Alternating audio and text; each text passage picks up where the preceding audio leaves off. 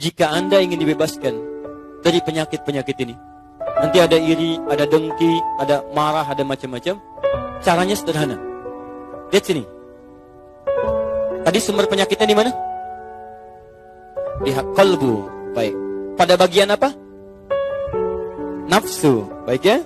Masuk ke qalbu. Perhatikan. Sehingga nafsu itu membuat hati tidak tenang. Kita ingin tenang, penyakitnya hilang, hatinya tenang. Dalam bahasa Al-Quran, bahasa Arab, ketenangan hati disebut dengan tumanina. Bahasa kata kerjanya disebut dengan tatma'in. Ada rumus di Quran, kalau hati Anda ingin tenang, bebas dari penyakit, Quran surah 13 ayat ke-28. Saya sempurnakan dulu obatnya supaya sesuai dengan temanya. Lihat, Quran surah 13 Ar-Ra'du ayat 28.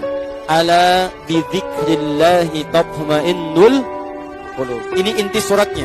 Ar-Ra'du artinya kilat yang menyambar, halilintar. Kalau Anda dengar halilintar itu hatinya gelisah atau tenang? Gelisah, gak tenang. Ada ujian datang seperti halilintar, menyambar-nyambar membuat Anda tidak tenang. Gelisah, gak bisa tidur, gak bisa makan, susah. Tapi ada orang yang dia punya obatnya. Mau ujian datang seperti halilintar, hatinya tenang.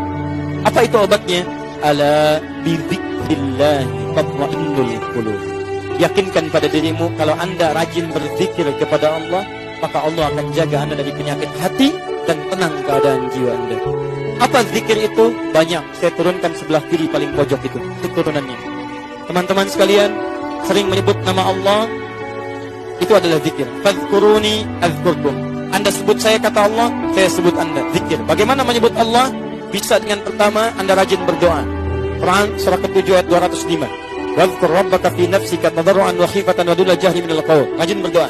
Kalau sedang tidak tenang, ibu berdoa. Teman-teman kalau ada penyakit, berdoa. Misal, datang setan lewat sombong.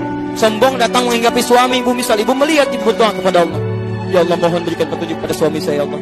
Kau titipkan suami saya kepada saya, bukan kepada perempuan yang lain. Saya mohon, ya Allah, saya ingin dia jadi penting saya sampai akhirat. Jangan pisahkan kami di surga, ya Allah, saya mohon kepadamu. Ada temukan kalimat marah, misal. Bisa, mohon maaf ya, Anda menemukan anak-anak pemarah. Tiba-tiba marah gak jelas. Marah pada orang tua, marah pada orang lain. Ibu bangun setelah tahajud, berdoa. Wadhkur rabbaka fi nafsika tadarruan wa khifatan wa duna jahri minal qaul. Minta, ya Allah, Engkau jadikan ia, ya Allah, dalam rahimku. Aku yang kandung ia, ya Allah. Aku yang berikan ASI. Papahnya yang berikan dengan peluh keringat, ya Allah. Segala hal untuk mohon, ya Allah, jangan pisahkan kami, ya Allah, di akhirat. Setelah tidur anak ibu tatap wajahnya. Tatap satu-satu. Lihat bagaimana di kehidupan dunia bersatu. Bayangkan ketika di akhirat dipisahkan. Kalau sudah melihat wajahnya. Kalau Anda ingin berdoa khusyuk untuk keluarga, sebelum berdoa coba malam-malam bangun. Lihat satu-satu wajahnya. Tatap. Saya di rumah satu tempat.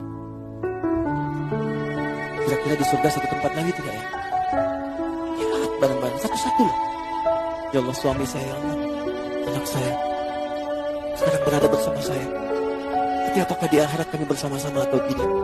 Begitu selesai Anda lihat dan berdoa kepada Allah, ya Allah, mohon hilangkan sifat-sifat buruk dalam diri kami, ya Allah. Jauhkan kami dari segala kemaksiatan, jauhkan kami dari godaan setan, dekatkan kami dengan ridha-Mu, ya Allah. Mohon, ya Allah, minta, doa. Kedua, dekatkan diri Anda dengan Quran. Ahli Quran itu akan dijaga oleh Allah dari godaan setan. Ingat baik-baik, ahli Quran. Dan Quran ketika disebutkan di Quran disebut dengan zikir. Quran surah ke-15 ayat ke-9. Wa nunazzilu minal Qur'an wa nunazzilu minal Qur'ani ma huwa shifaa, itu Al-Isra Quran surah 15 ayat ke-9-nya. Inna nahnu nazzalna dzikra wa inna lahu lahafizun. Kami telah turunkan Al-Quran sebagai zikir. Jadi kalau Anda rajin baca Al-Quran, Anda sedang berzikir. Saya sarankan, usahakan minimal Anda baca Quran, teman-teman sekalian. Ayo hatamkan. Kalau bisa bagi. Ada rumus, kalau Anda membaca ayat, baca 40 kali, baca. Anda rajin baca Al-Quran, Anda akan dijaga oleh Allah Subhanahu wa ta'ala dari godaan-godaan setan. Gak percaya silakan, tidak cukup dengan amin. Mulai. Baca. Kalau bisa punya target. Yo, hari ini misalnya saya mau khatamkan surat A. Dalam 1 bulan ke depan saya juz amma khatam.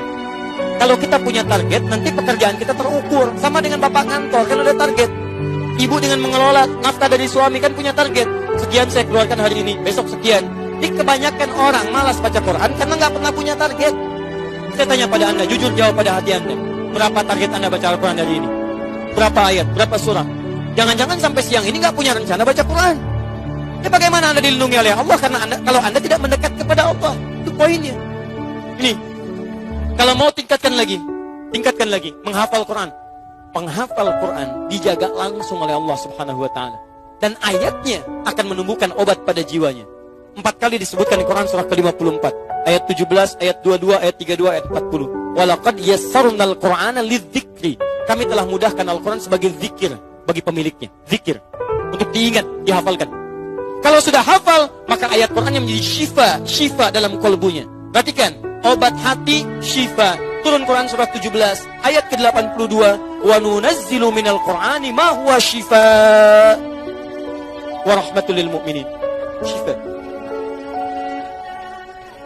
Penutup, kalau Anda belum rajin menghafal Quran, belum banyak membaca ayat-ayat Quran, maka yang terakhir, saya akhiri, rajinlah dalam memperbanyak sholat kepada Allah Subhanahu wa ta'ala. Karena sholat adalah puncak zikir kita. Sholat puncak zikir, karena sholat menggabungkan doa. Dalam sholat ada doa, dalam sholat ada takbir, dalam sholat ada tasbih, dalam sholat ada Quran, dalam sholat ada hafalan Quran, dalam sholat ada istighfar. Karena itu ketika Allah meminta Nabi Musa sholat, disebutkan tujuan sholat sebagai zikir. Quran surah ke-20 ayat ke-14. Innani anallahu la ilaha illa ana fa'budni wa aqimis salata li dzikri. Saya Allah, tidak ada Tuhan yang layak disembah kecuali saya, sembah saya. Bagaimana cara menyembahnya? Tunaikan sholat sebagai zikir kepada saya. Jadi ibu, bapak, maaf ya, kalau saat kita diminta sholat, Allah tuh tidak butuh dengan sholat kita, kita yang butuh. Di antara manfaat sholat, menghilangkan penyakit-penyakit hati. Di antara manfaat sholat, menjauhkan kita dari setan. Di ketika Allah minta kita sholat, kita diminta sehat. Sehat hatinya, sehat keadaannya, jauh dari setan. Saking sayangnya Allah, makanya dibuat hukum wajib. Saking sayangnya Allah, sebab kalau tidak sholat banyak celakanya. Jelas ya? Maka dari itu harus tegas kepada anak-anak kita. Khawatir kalau anak tidak sholat, bahaya dalam kehidupannya. Akan terkumpul penyakit-penyakit dalam keburukan. Silahkan cek, banyak orang pintar di Amerika, banyak orang pintar di Jepang, tapi ketika tidak mendapatkan makanan untuk rohnya, banyak juga yang gelisah. Di Jepang disiplin, di Jepang kuat, tapi ketika ada persoalan, mereka bunuh diri juga. Terus, paham insya Allah? Baik.